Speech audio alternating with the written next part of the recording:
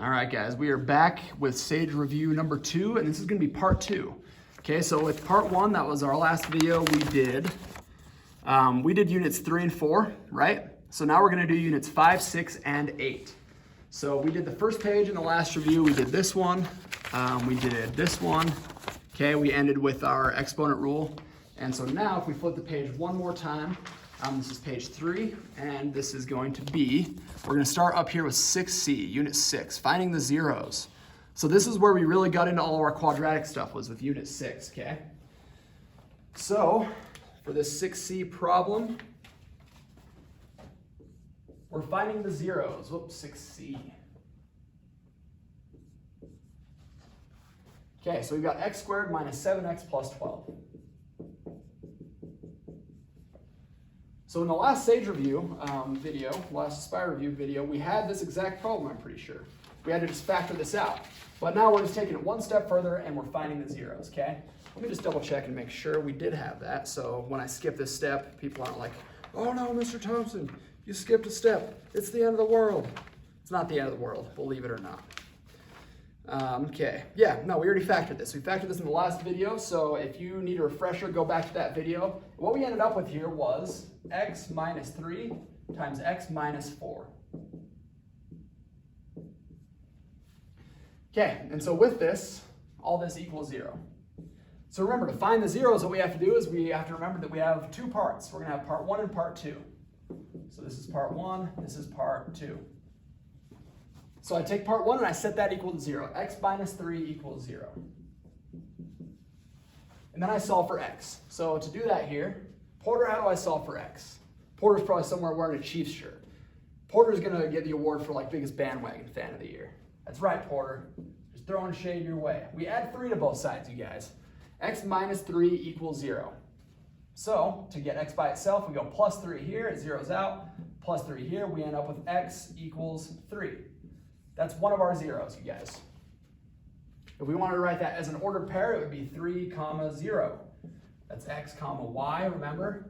And our zeros, what we're doing here is where y equals 0. That's what we're figuring out. So that's true when x equals 3, okay?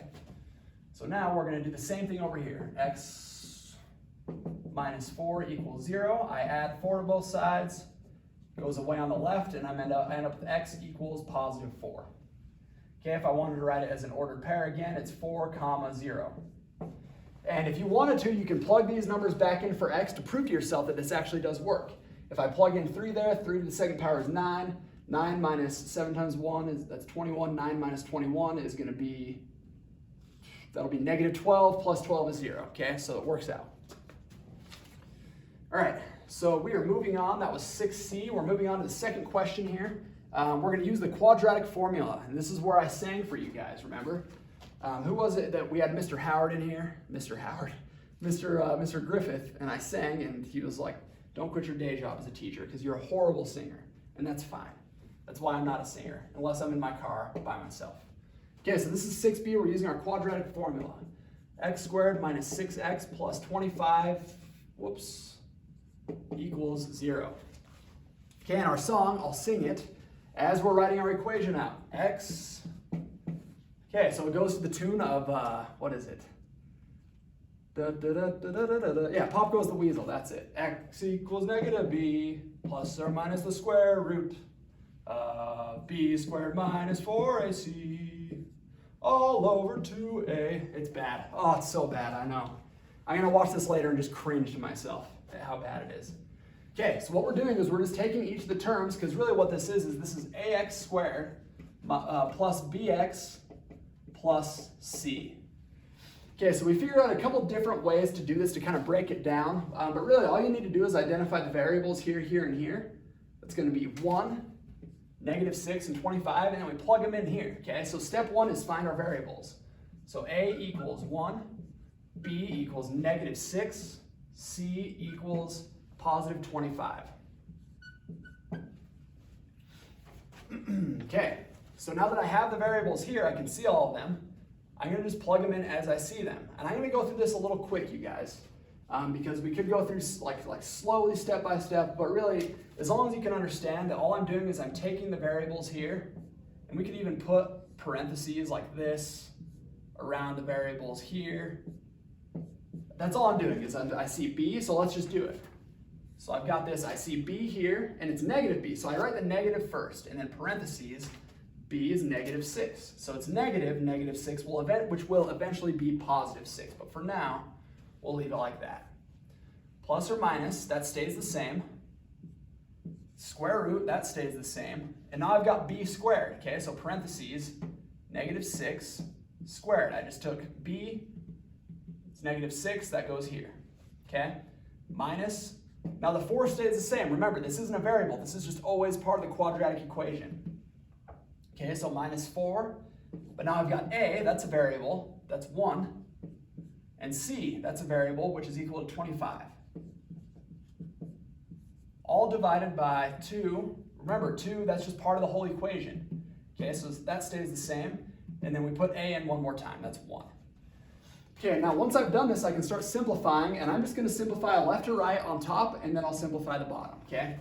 So we're going to simplify x equals -6. That's like -1 times -6. +6 is what we get there. So this is going to be 6 plus or minus the square root.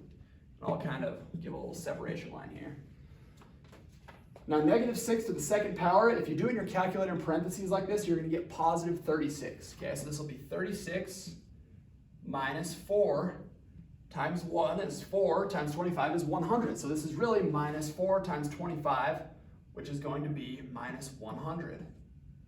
And all of this divided by 2 times 1, which is 2. Okay, so now it's looking a little bit more manageable. We're going to simplify, and before I even draw the next line down, I'm just going to simplify this straight up. 36 minus 100, that's going to give us -64, okay? So this is going to be -64. Okay, now it's even more manageable. So if I were to go over to my, let's just do it actually. Let's go over to our multiplication table. And right there, we find 64, boom, right there in the middle. Okay, and that's going to be 8 times 8. Awesome. Let's see if I can do this without making my phone fall out. We're good. Okay, so now I know that the square root of -64, well, the square root of +64 is 8. That negative, we go back to our I, like we talked about in the last video. So really what this is, so I'm just bringing all this over. I'm going to keep the 6 on top, plus or minus, and we're not doing the square root. We just figured that out. The square root of 64 is 8, but with the negative, that's where we get I from, okay? So that's 8I, because we can read this as like the square root of -1 times the square root of 64. So this is where we end up with 8, and this is where we end up with I. I times 8, 8I, okay? All divided by 2. And you can leave your answer like this. I'm totally cool with you leaving it like this. Or we can simplify it, because really 6 divided by 2 will give us 3, 8 divided by 2 will give us 4. So we can either leave it like this, I'm totally fine with that, or we can go one step further and go 6 divided by 2 to have 3 plus or minus, 8 divided by 2 is 4, and we still have the I, okay? So either way, this is the way we have two answers. This is really 3 plus 4I is one answer. So 3 plus 4I. And then our other answer is 3 minus 4I. So 3 minus 4I, okay? Awesome. And I think that's all we have for stuff with I's at the moment. Okay, I don't think we're gonna have any more I stuff in the rest of the review, the rest of the SAGE review, okay? So now we're gonna move on to 8A. So I'm gonna erase the board here. We're gonna move on to 8A and 8B, all right? And then we're gonna skip that part at the bottom that's 5D. And we're about 10 minutes in, so we're doing okay. We're making okay time.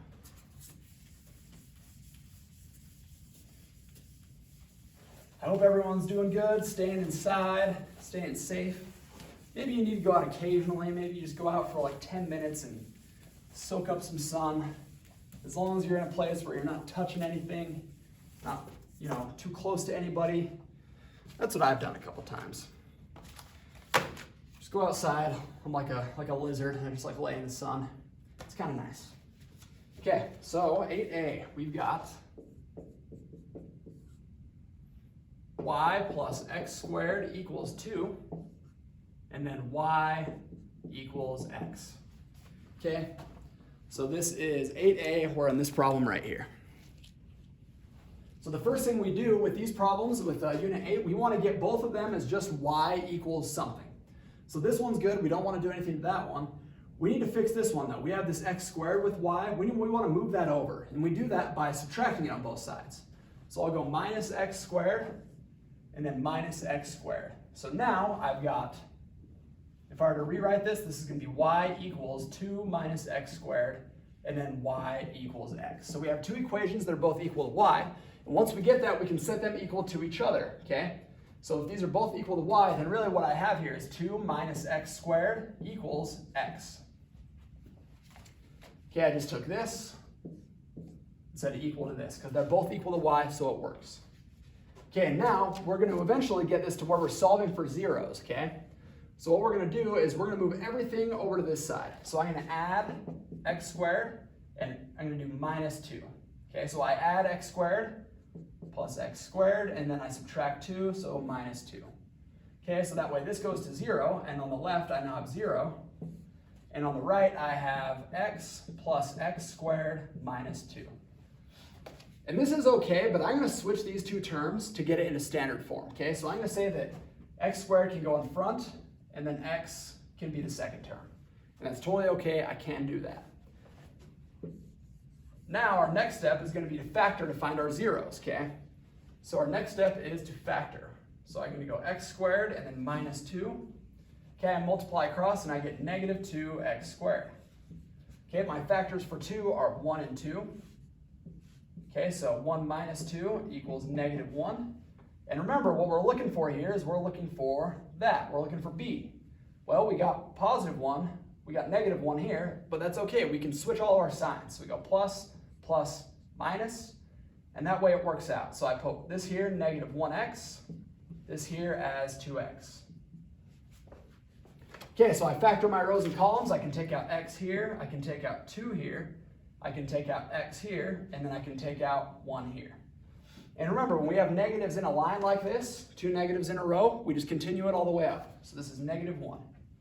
So now we've factored, and we've got x minus 1 times x plus 1, or x plus 2, sorry, x plus 2. Okay, this is all equal to 0. We want to find our zeros. So once we've done this, now we just take this as part 1, this is part 2, we factor, or I'm sorry, we don't factor, we set these equal to 0. So up here, I'll go x minus 1 equals 0, and then I'll solve for x. So I add 1 to both sides. That's how I get x by itself. Okay, so x equals 1. Over here, I've got x plus 2 equals 0. Okay, same idea. I need to get x by itself on the left, so I'm going to subtract 2 on both sides. We add the opposite, remember. The opposite of positive 2 is negative 2. X equals negative 2. Okay, so we're almost done, you guys. We just have one more step to do here. And with this last step, we need to find our y values. Because remember, we're solving the whole system of equations. And what eventually this is going to look like is we can imagine that if this was on a graph, if we had all this equation is going to look like, it'll be kind of like this. And this equation here is going to be like this. So we're finding the points where they cross. That's not exactly correct, but you get what I'm saying, okay? So the nice thing here is we have an equation where we just get the same answer for y equals x. So if I were to use this equation to find my y's, well, I plug in x equals 1, I know y equals 1. So my first order pair solution comes from 1, 1. Remember, these are in x, y. Same exact thing here. Negative 2 is x, x equals negative 2. So that means y equals x, which equals negative 2. Okay, so our next solution is going to be negative 2, negative 2. And that is it for our solutions. We figured out 8a. We solved our system of equations, okay? So now we're going to go to 8b. We're going to solve an inequality, you guys. And we're at the 15-minute mark. I think we're doing okay here. We're solving the inequality, okay? We took up a lot of room here, so I'm going to erase all this. And if you guys need to pause it, it's kind of funny because now there's the people who are always like, wait, Mr. Thompson, don't erase it. Well, you can just pause it and go back. Okay, so we are doing an inequality now. So doing the inequalities by hand, a lot of people really like that. So we're going to just kind of go ahead and do that for 8b here. This is the last problem we're doing on the third page. We're solving the inequality x squared plus 5x minus 6 less than or equal to 0. Okay, so what that looks like on a graph is, it's some parabola, okay, where we're basically, it looks something like this probably. And we're finding, because of this symbol being less than or equal to, this means we want to see where it's negative. Where is it below 0? Where is it negative?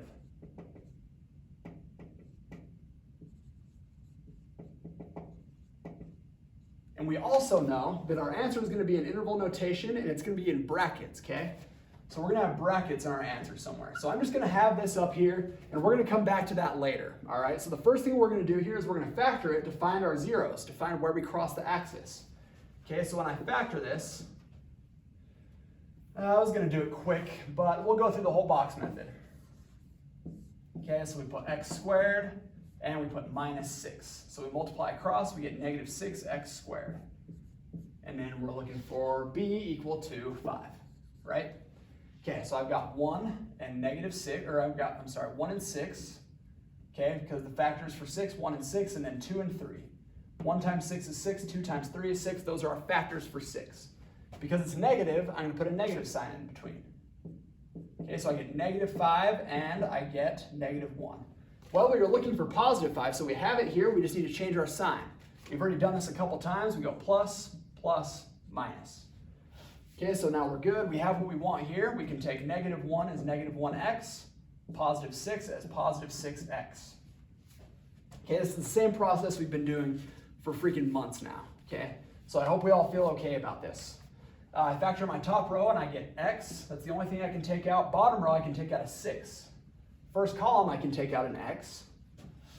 Second column I can take out a 1 and it'll be negative 1 because we have negatives in a row, right? So negative 1. So I've got now x plus 6 times x minus 1. And we want to find our zeros here. So if we do the same thing we've been doing in this video and in the previous one, we're going x plus 6 equals 0. We do minus 6 on both sides, and we end up with x equals negative 6. Okay, that's one of our zeros. This isn't the answer actually, so I shouldn't square it off, but I'll put it in a cloud. So we're gonna come back to that. And then same thing here, x minus 1 equals 0. We'll go plus 1, plus 1. So this is gonna give us x equals 1.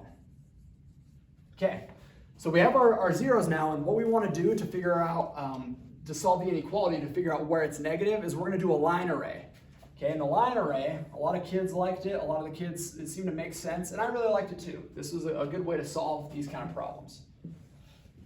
Okay, so in our line array, we need to remember that negative infinity is all the way out to the left, always, when we're picturing things like this. Positive infinity is all the way out to the right. Okay, and now we put these big two lines because that's where we're going to put our zeros. We're basically looking at this graph and we're kind of just putting it in as like line segments, okay?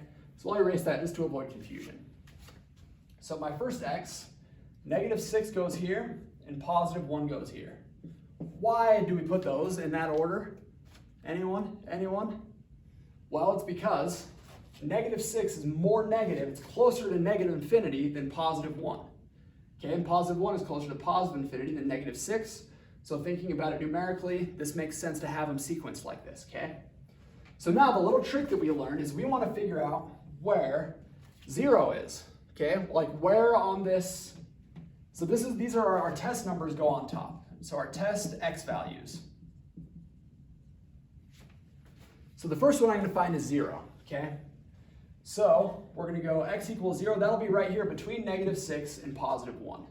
So when I go back to our original equation up here and I plug in 0, what's going to happen is I'm going to get 0 squared plus 5 times 0 minus 6. And what that is going to give me is 0 squared, that's 0. 5 times 0 is 0. That's going to give me negative 6.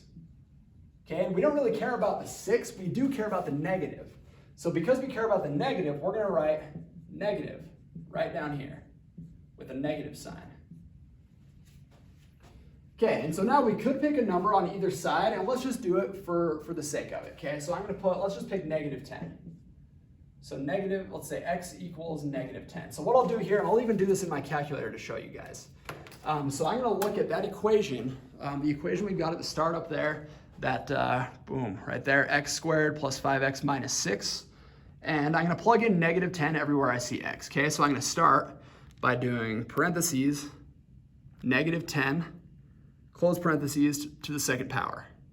Okay, and then I'm going to do plus 5, and then again, where I see x, I'm putting negative 10. So it's 5x, so I put 5 times negative 10, and then minus 6, and then I press enter. And that gives me 44. And the thing we care about is it's positive 44, okay? So our answer is 44, but it's positive, and that's what we care about. So I'm going to put positive here. Okay, and we'll skip doing it over here, but let's say we decide to do positive 10. 10 to the second power, that's going to be 100 plus 5 times 10 is 50. So 150 minus 6 will give us 146. So when x equals 10, our answer is 146. Again, we don't care about the number, we care about the sign of the number, which is positive. Okay, so positives on the outside, negative on the inside. Whoops, positives on the outside, negative on the inside. So now we've done all the work. We just need to go back to what we asked. Where is it negative? Well, it's not negative on the outsides, it's negative on the inside. Between these two numbers, okay? So our answer is going to be interval notation with brackets. So it'll be bracket, the first x value. So we'll say, let's call that x1, and then our second x value, x2. Okay, well in this case, our x value that's all the way on the left of the interval we care about is going to be negative 6.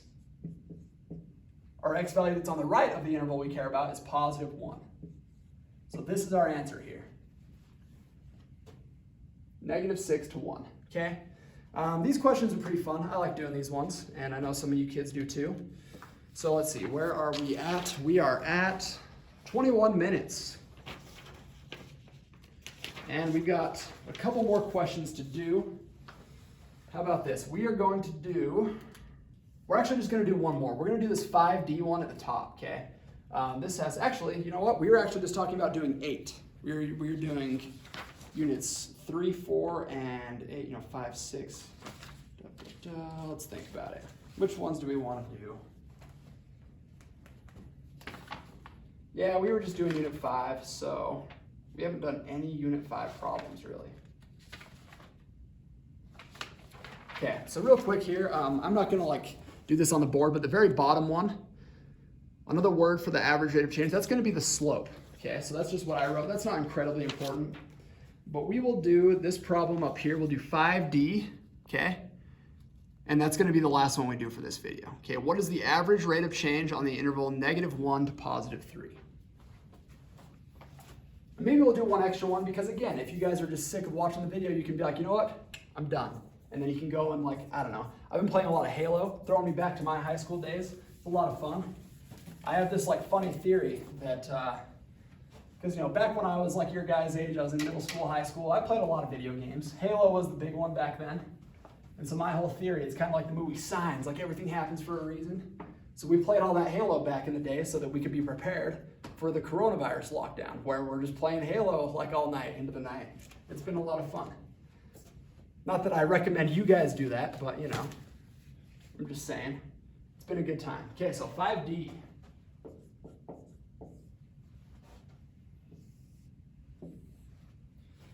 All right, we have this big loopy thing. I'm gonna totally screw up drawing it.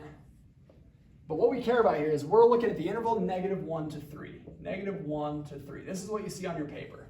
We care about that interval. And so what I kind of see here, you guys, is it looks like where I've got x equals -1, which will be the left end of our interval, -1. That looks like we get up to about 4, okay? So I'm gonna say that this point is -1, 4. That's the point that we care about right here, okay?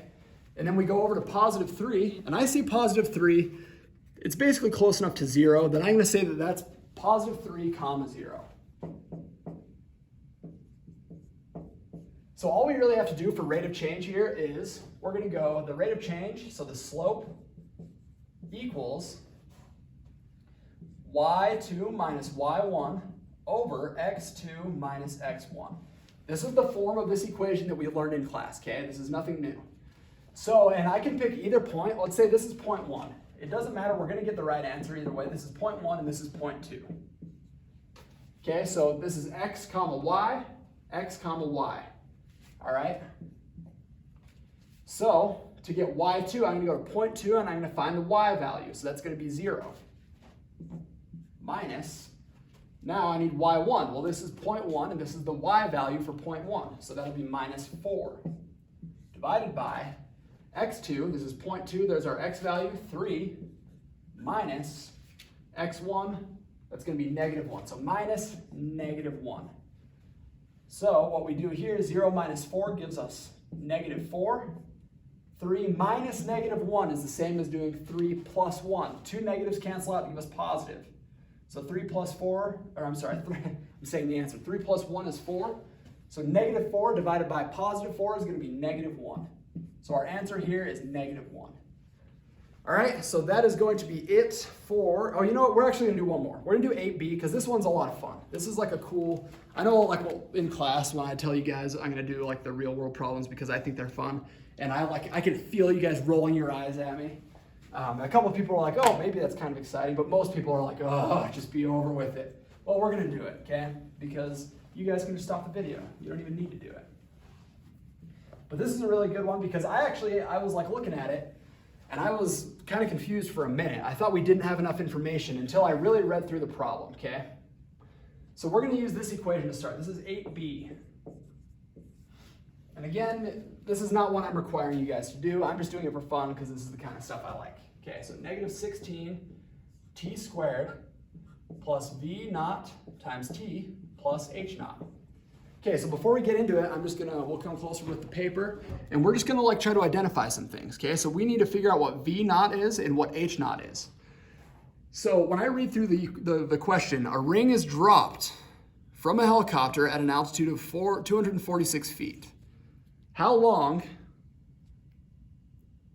is the ring 10 feet above the ground, okay? So really what we care about, we've got a couple different things. So we care about how long is it above 10 feet, okay? So I'm gonna write equals 10, or where is it greater than 10, but really we can just figure it out by putting equals 10. Okay, and so because it's dropped, we're not throwing it up in the air, so it doesn't have any initial velocity, so that's gonna go to 0. So because that goes to 0, we don't even care about that term at all, okay? So now what we've got to do is we have the altitude it was dropped at was 246 feet. So that's going to be h naught, 246. So really this turns into -16 t squared plus 246 equals 10. Okay, so now we're going to kind of do this in more of like we're just looking at the problem and figuring out how do we solve for t, like algebraically. How would we do this here? And I thought of a different couple things. I was like, maybe we move this over, and then we like try to factor it somehow, but I was like, that's probably not gonna work. And then I figured we can sort of do this in a way that we learned back a couple units ago. And what we're gonna do is I'm gonna start by doing -246 on both sides. Okay, because eventually I'm just gonna try to isolate t by itself. So when I do -246 on both sides, I end up with -236 equals -16 t squared. Okay, so the next step to get t by itself is divide both sides by -16. So I get t squared equals -236 divided by -16 is going to be 14.75, or nope, not quite. Is it going to be 14.75? Let's see, I've got a calculator right here. So 236 divided by 16, yep, 14.75, okay? And so if you just saw what you thought my answer was on here, I actually circled the wrong answer. So we're going to get to it in a second, but 14.75, I had this as the answer, but we're not done yet because that's t to the second power. So I need to do the square root of t on both sides, or I should say the square root of both sides to get t by itself. Okay, so I do that and I end up with t equals the square root of 14.75, which is approximately 3.8 seconds. Okay, 3.8 seconds. And we go back to the question, that kind of makes sense. A ring is dropped from a helicopter at an altitude of 246 feet, and you count 1, 2, 3. And just before the 4-second mark, that's where it's about 10 feet above the ground. That's really what we figured out here, okay? So this video ran a little long, but that is all good. Someone said make sure I tell you guys to like and subscribe. So like and subscribe, make sure you get updates on when I'm releasing new videos, and I'll see you in the next one.